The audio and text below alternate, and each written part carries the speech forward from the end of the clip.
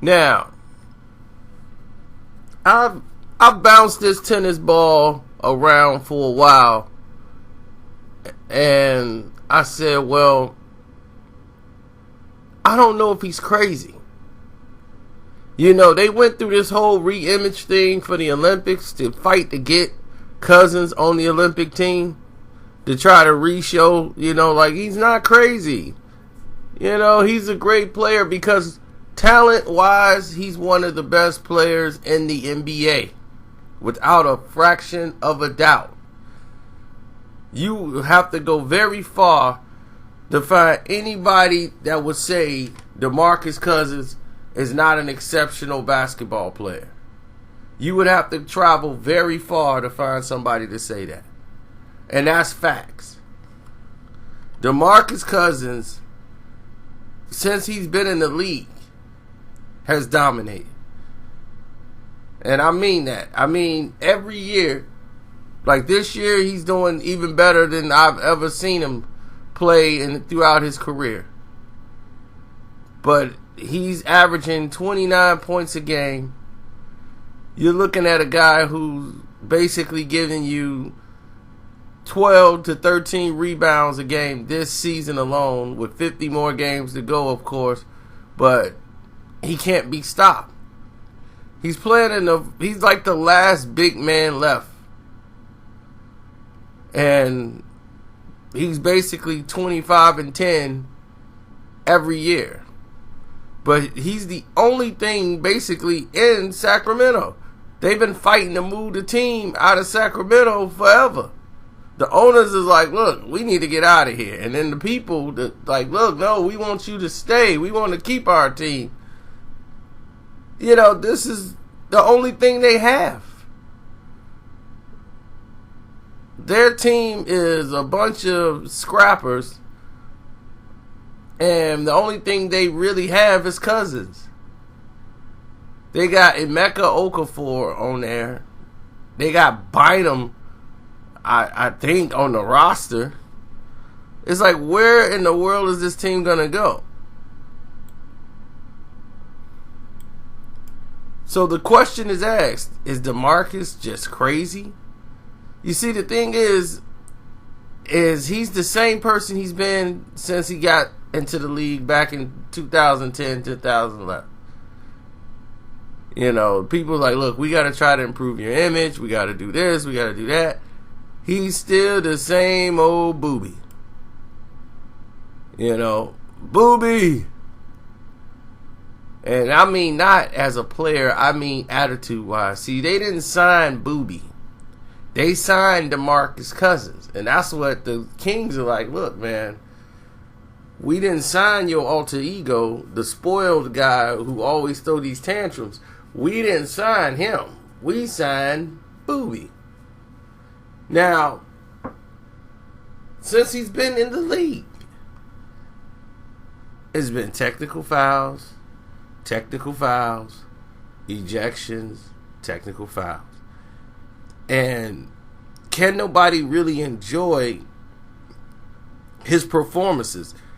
He put up 54 points in the game, and they talking about him spitting out his mouthpiece on the floor.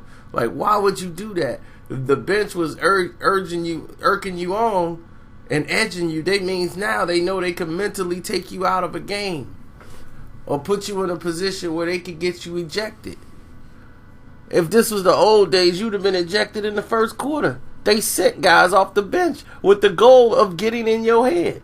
They'd have got you to swing, and both of y'all would have been thrown out. They got a guy who averages 2 points versus a guy who averages 30. He's out of the game.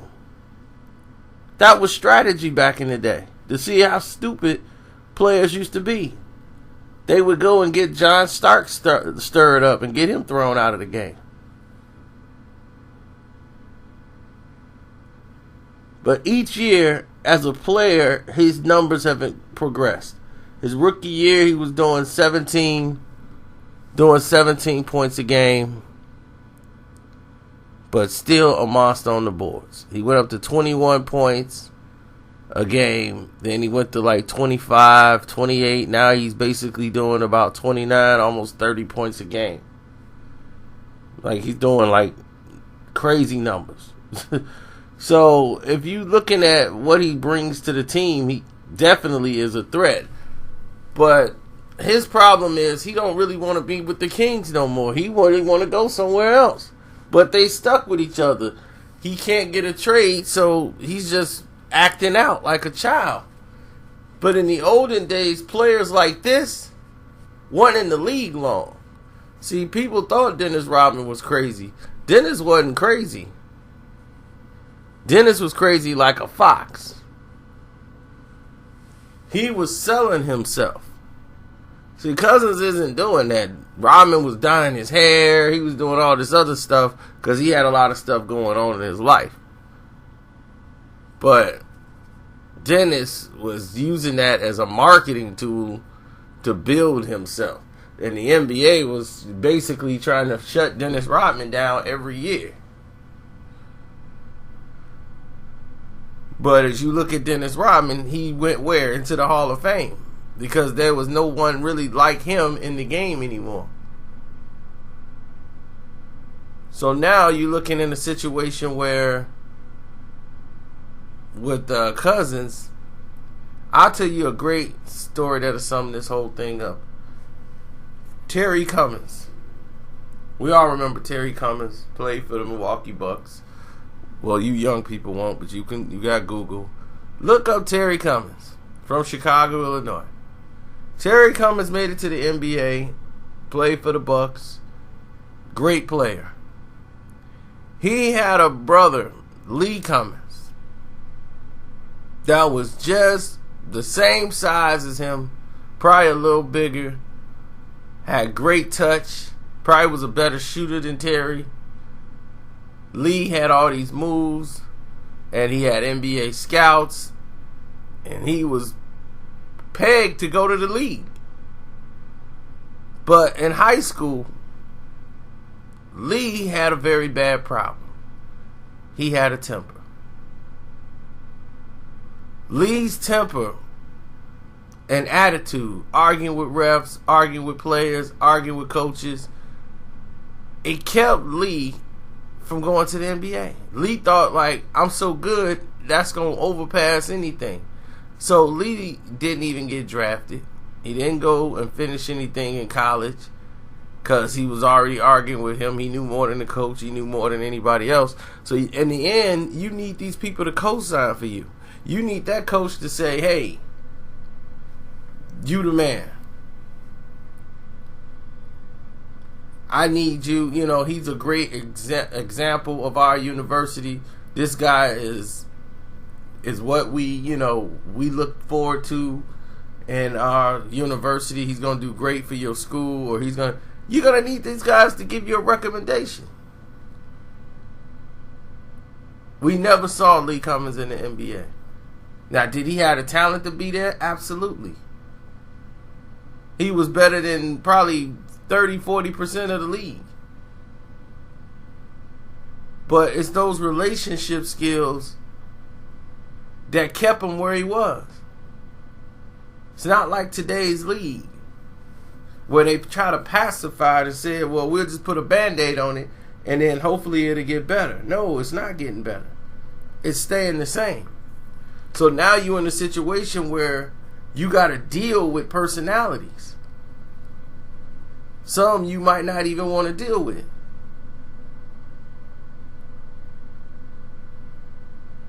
I don't know if y'all understand all this, but this is how the league is set up now. It's a babysitting league. You pacifying all these spoiled people. Well, back in the day, they wouldn't even got in the league. They kind of monitored and kicked people like that out early. So they didn't have too many babies running around. They didn't have time to deal with your behavior. I had a cousin, set all kind of high school records as a quarterback. But he chose to, in school, not on the field, in the classrooms be disrespectful to the teachers, be disrespectful to the hallmates, coaches, and they set school records that had never been done for a school that small. They got to the big stage. And now, since they were on the big stage, they got a lot of attention, a lot of newspapers, a lot of people interested in coming to play there because they had a winning program. It's time for people to go to college. Teachers wasn't writing letters of recommendation for him, and he was a star quarterback. He's one of the main reasons they was winning. Matter of fact, other players on that team went to D1, Division I schools, colleges and university, based on him being the quarterback. They made it, and he got all these people in the D1 schools. But nobody wanted to co-sign for him. None of the teachers wanted to recommend anything for him. His grade point average was about C level. And he's a smart kid. So what was the problem? People were putting athletics over academics. And when that happened, you started to see the real world come very fast and start slapping you right in the face with reality. Because once high school's over and you got to start going through life, there's nobody there to really prepare you for it. If they haven't prepared you for it already, they failed you. Because now it's like, okay, well, playtime's over. Now it's time to get out in the world and earn if you're not going to college. Now you out here in the world for something you're not prepared for because you never took it serious. They never told you it was serious. And now we got glorified babies running around in this league, going back towards the NBA. And then you bring it back to Cousins. Who's going to want to play with him? Do you think Cleveland, because they saying LeBron James would want to play with Cousins? Of course he's better than Tristan Thompson or whatever. But here's the thing. Who's going to be able to afford to bring him over? You think LeBron is going to get that owner to pay the money to bring Cousins over? Cousins over? So he could play with LeBron James? No. They're gonna stick with what they got. They already winning games without him. So there's a lot of teams he could possibly go to, but the Kings are going to want to be compensated. And believe you me, nobody wants to play for Sacramento. Sacramento is where you go. Right there, you become them or a Timberwolf right before you're out the door.